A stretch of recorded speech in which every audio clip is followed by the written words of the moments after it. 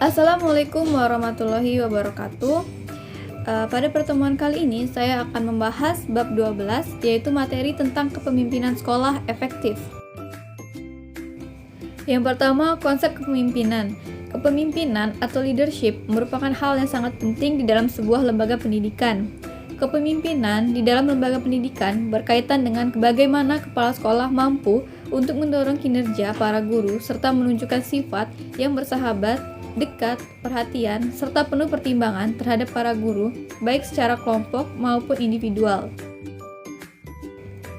Dari definisi di atas dapat diketahui bahwa unsur-unsur di dalam kepemimpinan itu adalah yang pertama, pemimpin, yang kedua, yang dipimpin, yang ketiga, adanya proses yang mempengaruhi, dan yang terakhir, adanya tujuan yang ingin dicapai. B. Faktor yang mempengaruhi perilaku kepemimpinan. Menurut Asmendri tahun 2012 halaman 207, perilaku seseorang pemimpin dalam melaksanakan tugas dipengaruhi oleh beberapa faktor yang dikelompokkan yaitu sebagai berikut. Yang pertama, faktor internal, merupakan faktor yang berasal dari dalam diri pemimpin itu sendiri. Misalnya, yang pertama, pengertiannya tentang kepemimpinan. Yang kedua, nilai atau hal yang dikejar dalam kepemimpinan. Yang C, cara yang menduduki pangkat kepemimpinannya. D.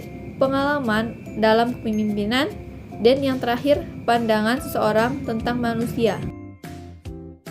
2. Faktor yang berasal dari kelompok yang dipimpin.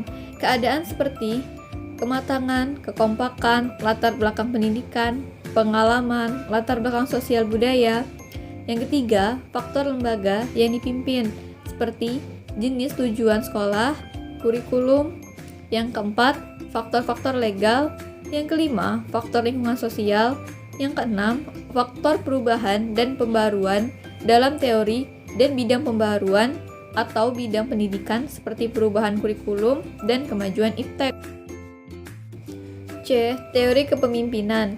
Teori kepemimpinan pada umumnya berusaha menerangkan faktor-faktor yang memungkinkan munculnya kepemimpinan atau sifat atau bakat alam yang dimiliki pemimpin.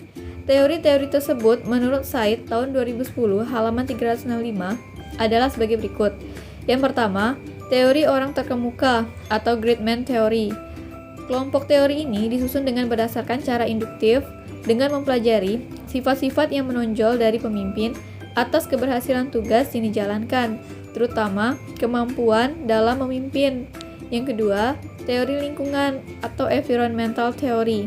Dalam teori ini dikatakan bahwa munculnya pemimpin itu merupakan hasil dari sebuah proses waktu, tempat, dan situasi atau kondisi.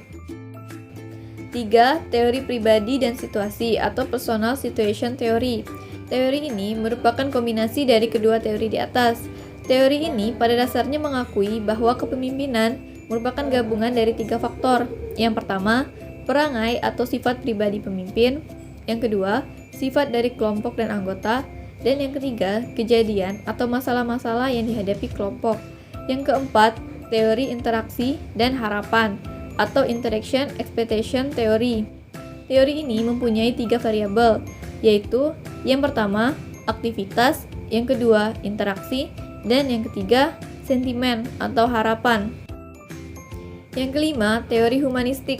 Teori ini melihat manusia adalah motivates organisme yang memiliki struktur dan sistem kontrol tertentu. D. Syarat dan prinsip kepemimpinan pendidikan. Menurut Asmendri tahun 2012 halaman 212 mengungkapkan syarat dan proses seorang pemimpin pendidikan adalah sebagai berikut. Yang pertama, seorang pemimpin harus memiliki kepribadian yang terpuji, antara lain periang, ramah, bersemangat, pemberani, murah hati, sopan, percaya diri, dan memiliki kepekaan sosial yang tinggi.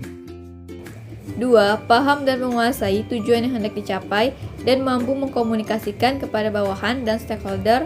3. Memiliki wawasan yang luas di bidang tugasnya dan bidang-bidang lain yang relevan.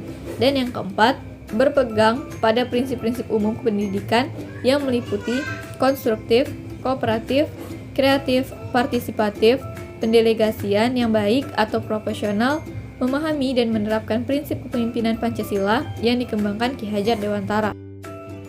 E. Fungsi kepemimpinan. Secara operasional, fungsi kepemimpinan dapat dibedakan dalam 5 fungsi pokok, yaitu menurut Kurnadin dan Masyali tahun 2012, halaman 309 sampai 311. Yang pertama, fungsi instruksi, yang kedua, fungsi konsultasi, yang ketiga, fungsi partisipasi, yang keempat, fungsi delegasi, dan yang kelima, fungsi pengendalian. F. Kepemimpinan kepala sekolah yang efektif. Menurut Black dan Mouton tahun 1964, dalam memimpin sebuah organisasi diperlukan beberapa elemen yang dapat mengantarkan sebuah kepemimpinan yang efektif, yaitu yang pertama, initiatif, yang kedua, inquiry, yang ketiga, advokasi, yang keempat, conflict solving, yang kelima, decision making, dan yang keenam, kritik. G. Kunci sukses kepemimpinan. Menurut Mulyasa tahun 2013, ada 10 kunci sukses kepemimpinan kepala sekolah, yaitu mencakup yang pertama, visi dan misi yang utuh, 2. Tanggung jawab, 3. Keteladanan, 4. Memberdayakan staf, 5. Mendengarkan orang lain, 6. Memberikan layanan prima, 7. Mengembangkan orang, 8. Memberdayakan sekolah, 9. Fokus pada peserta didik, dan yang terakhir, manajemen yang mengutamakan praktik. H. Gaya kepemimpinan. Menurut Asmendri, tahun 2012, halaman 211, ada 4 gaya kepemimpinan, yaitu sebagai berikut. Yang pertama, tipe otoriter. Yang kedua, demokratis. Yang ketiga, kendali bebas atau laissez-faire. Yang keempat, tipe pseudo-demokratis.